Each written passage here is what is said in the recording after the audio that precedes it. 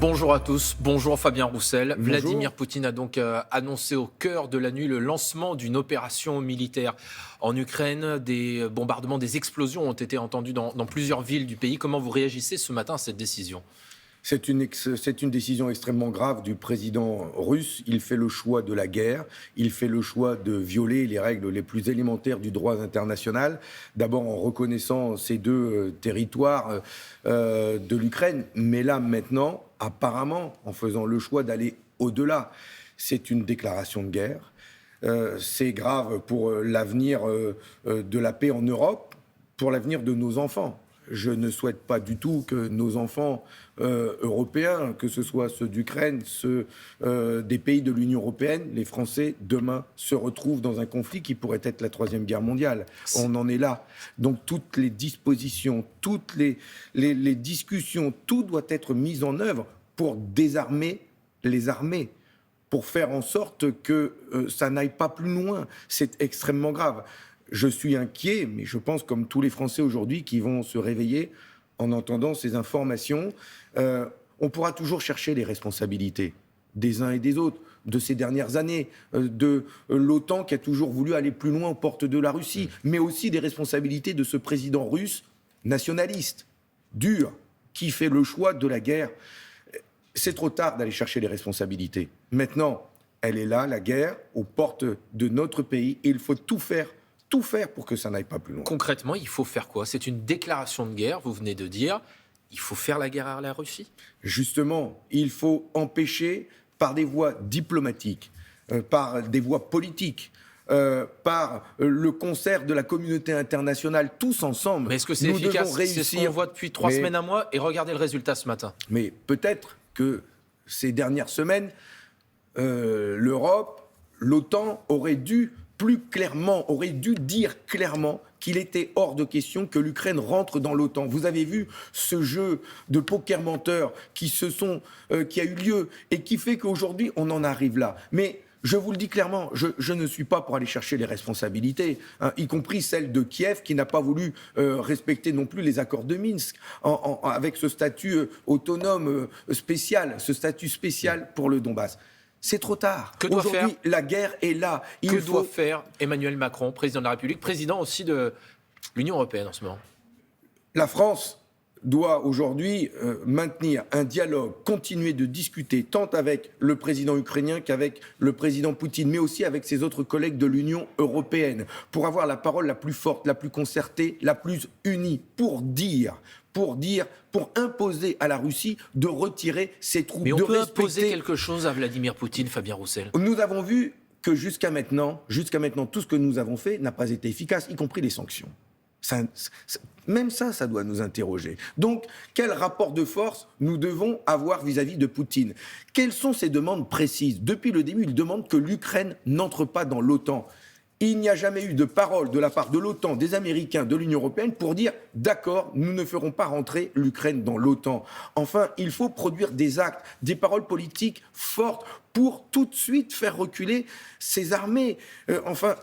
Souvenez-vous comment la Première Guerre mondiale est née d'un attentat à Sarajevo qui a ensuite déclenché un conflit qui a duré 4 ans et qui a provoqué des dizaines de millions de morts. Nous devons être très vigilants, ne pas d'ailleurs avoir des propos extrémistes de tous bords. Je sais qu'on est en campagne présidentielle et je souhaite que justement dans le temps de cette campagne la France puisse parler d'une seule voix et l'unité nationale sur ce sujet. Faire parler la voix de la paix surtout. Fabien Roussel, venons-en aux accusations dont vous faites l'objet de la part de plusieurs médias, et notamment Mediapart, qui vous accusent d'avoir occupé entre 2009 et 2014 un emploi supposé fictif d'assistant parlementaire. Vous démentez. Ce matin, nos confrères de Radio France ont mené une enquête et affirment que, contrairement à ce que vous dites, les syndicalistes sur le terrain ne vous ont jamais vu aux côtés de votre député, le député Candelier. Vous aviez dit que vous aviez été présent pour suivre des conflits sociaux, notamment à la gare de fret de Somain, la centrale d'Onain. Ils disent qu'ils ne vous ont jamais vu. Vous répondez quoi ce matin ? La centrale d'Ornain. Vous répondez quoi ?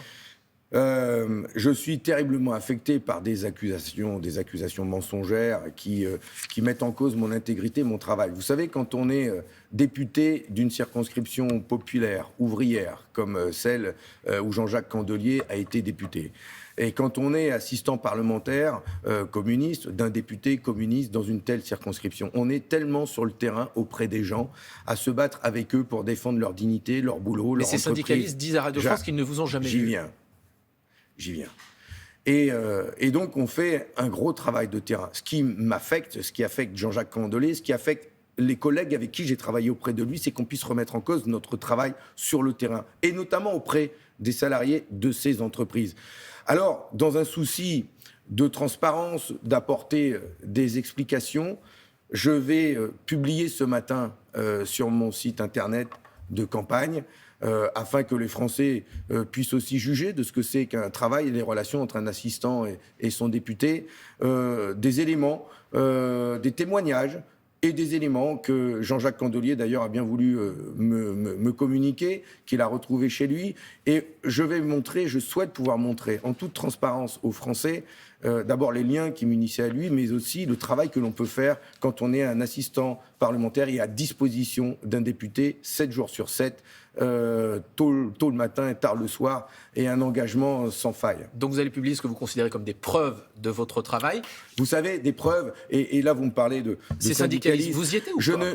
Mais bien sûr que j'y étais. D'ailleurs, il y a des syndicalistes qui vont témoigner, mais bon... On n'a pas que des amis sur le terrain, et donc j'imagine bien que certains vont dire qu'ils m'ont pas vu. D'ailleurs, j'ai aussi entendu des élus socialistes de l'époque et qui aujourd'hui témoignent et qui m'ont bien vu. Et nous étions unis dans ces combats pour défendre la centrale d'Ornain ou la gare de triage de Soma et d'autres encore. Et nous avons travaillé ensemble, je pense aussi à Marc Dolay, le député, en même temps. Enfin, on a mené tellement de combats. Je vous publie aussi des photos qui me montrent sur le terrain, sur ces lieux. Enfin, je pense que, quel que soit ce que je dirai, les preuves que je mettrai, je pense que pour certains, ce ne sera jamais suffisant. Et à 40 jours de l'élection présidentielle, on va agiter cela pour feuilletonner tous les jours un petit peu plus. Je suis aussi en campagne des élections présidentielles, je défends les jours heureux et je souhaite aussi pouvoir consacrer mon temps à cela. Justement, il y en a certains qui pour l'instant ne peuvent pas être officiellement candidats parce qu'ils n'ont pas les 500 parrainages nécessaires. Marine Le Pen, Éric Zemmour, Jean-Luc Mélenchon, d'autres à gauche aussi, Christiane Taubira. Est-ce qu'il faut leur donner un coup de main? Est-ce que vous appelez les élus communistes à les parrainer? Je rappelle que vous les avez, les 500 parrainages. Alors, d'abord, permettez-moi de mettre de côté les candidats d'extrême droite. Et pour moi, il n'y a pas un seul parrainage, en tout cas de chez moi, qui ne devrait aller chez eux. Pour les autres, hors de question.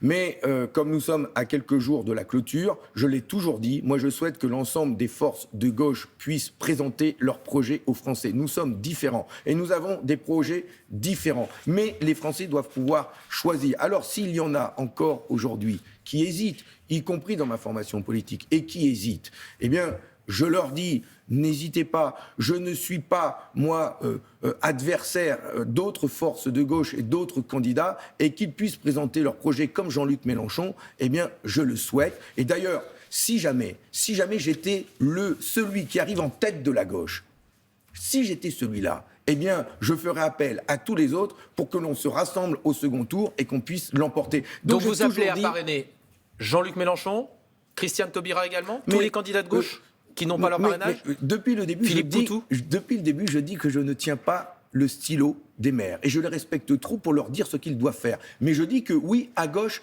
ils peuvent aller apporter leur parrainage aux candidats de leur choix et de leur préférence. Fabien Roussel, Jean-Luc Mélenchon est crédité jusqu'à 12% d'intention de vote dans certains sondages, même s'il faut rester prudent. Est-ce que vous n'êtes pas celui qui pourrait porter la responsabilité de son absence du second tour? On sait que la politique, c'est pas une addition, c'est une dynamique, mais 12 plus 4, ça fait 16. Est-ce que c'est pas vous qui allez l'empêcher d'être au second tour? Mais vous avez bien vu aussi que quand Jean-Luc Mélenchon gagne un point, j'en gagne un aussi, que nous sommes en dynamique ensemble. Vous seriez encore plus haut au premier tour. Ça montre qu'il est en train de se passer quelque chose justement à gauche. Ça montre aussi que nous avons des projets radicalement différents. Je souhaite incarner une gauche populaire, républicaine, laïque, qui met les questions de pouvoir d'achat, mais aussi de tranquillité publique au cœur de mon projet, qui défend une énergie issue du nucléaire comme des énergies renouvelables dans un service public. Je suis celui qui veut mettre au cœur de la campagne la vie chère, le respect de la dignité humaine. J'ai un projet différent de Jean-Luc Mélenchon. Je suis différent de lui par la manière d'incarner ce projet. Alors je souhaite tout simplement que les Français aient le choix. Merci beaucoup Fabien Roussel. C'est à vous Maya. Fabien Roussel qui va donc publier dans quelques minutes ce qu'il considère comme les preuves de son travail après les accusations d'emploi fictif. Merci. On a également entendu votre inquiétude sur la situation en Ukraine. Vladimir Poutine a fait le choix de la guerre et de violer le droit international, dites-vous, pour ce conflit qui pourrait mener à la troisième guerre mondiale. La France doit maintenir le dialogue avec l'Ukraine et la Russie et ses partenaires pour imposer à la Russie le retrait de ses troupes. Voilà ce que l'on peut notamment retenir de cette intervention.